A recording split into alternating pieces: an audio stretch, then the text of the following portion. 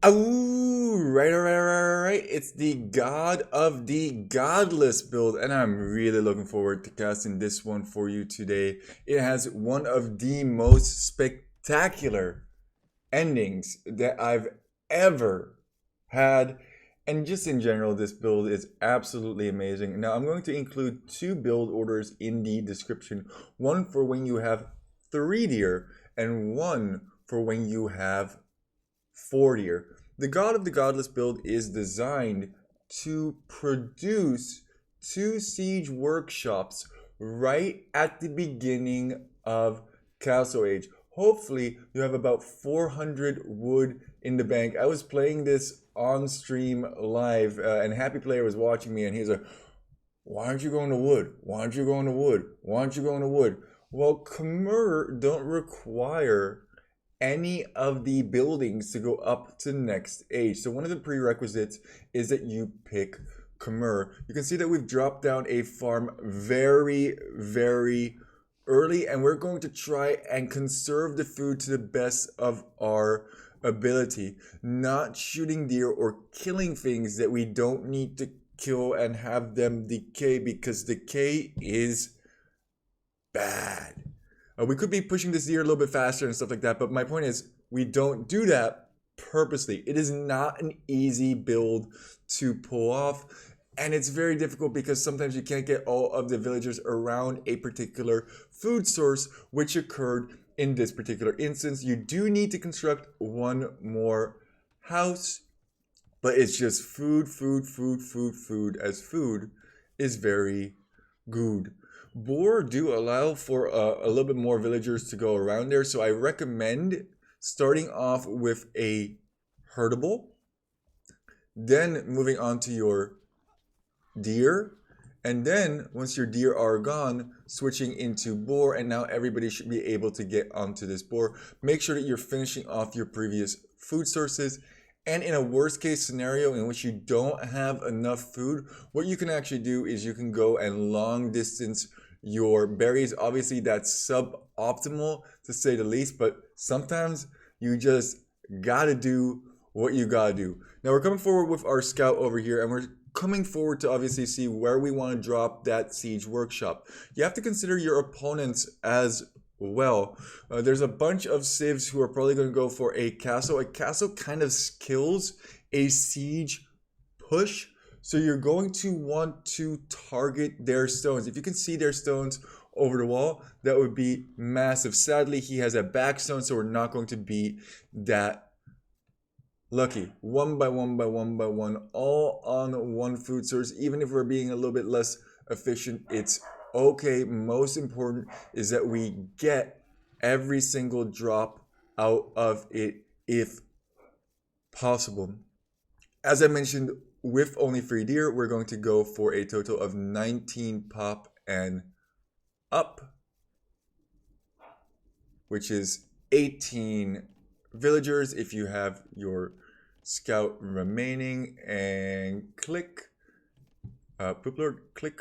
Beautiful. Now what we did was we actually went over to a straggler tree because we had 65 wood, and we collected a total of 35 so that we can construct a gold mine. I have one too many on here actually. It should only be 3, so I think one of these is actually going to walk back. Poop Lord, are you paying attention to this?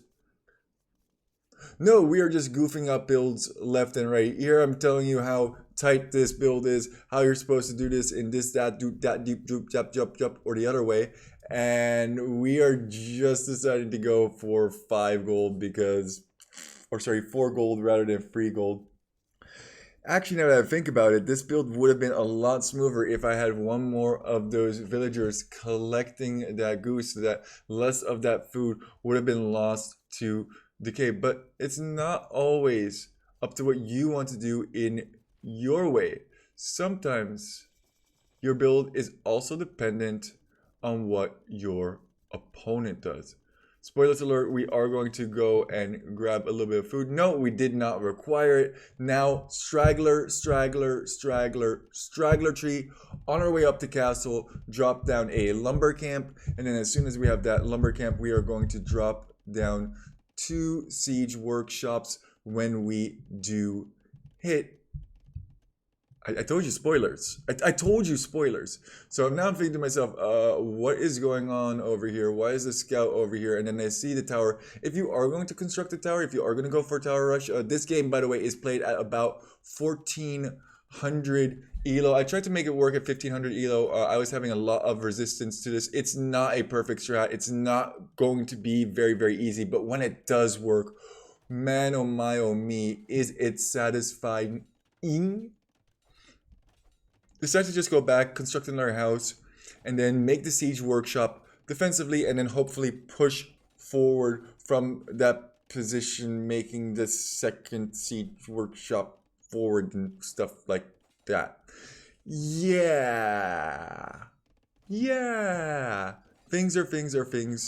What I was trying to say about the tower is the line of sight of a gate is actually only 2. So if you place that, say, right here, that would be way more advantageous. Actually, when I go tower rush, I go straight for the main gate, and I also bring significantly more than just 5 villagers. This is not an all-in tower rush. Red definitely still wants to go up to Castle Age at a certain point, and interestingly enough, the siege workshop is actually going to shut this down for the most part. Going to get that outpost. Now Red can see that we have a whole bunch of stuff already. Oh dang it, siege workshop. Constructing a mango. Are we still gonna go for a tower? He sees the farm over here and he's thinking to himself, yeah man, I'm gonna go deny that farm. This is gonna be great. Oh, he doesn't even see the farm. Well, not so great anymore now, is it? With the God of the Godless build, actually what you normally do is you go for ram, scorpion, mangonel, but you have to be able to adapt in Age of Empires. Shooting my own villagers basically at this point. And Red's like, you know what? We haven't lost anything. Let's delete this tower. We are out of here, my dear. We can't shoot anything for the life of me. I was also thinking like these 2 villagers could be used to repair these mangoes, and then once we're done with that, we'll have these come forward and construct a forward siege workshop. This is a siege only build, but we are going to do it a little differently just because of the way things have been going. I actually damaged my own wall when I shoot the tower. That's quite interesting. I did not know that that occurred. The more you learn, the crazier it is, isn't it? Yeah, you can't just take these mangoes down. We have scorpions behind. Huzzah. That's why the scorpion mix-in is very important. Scorpions do really, really well against villagers.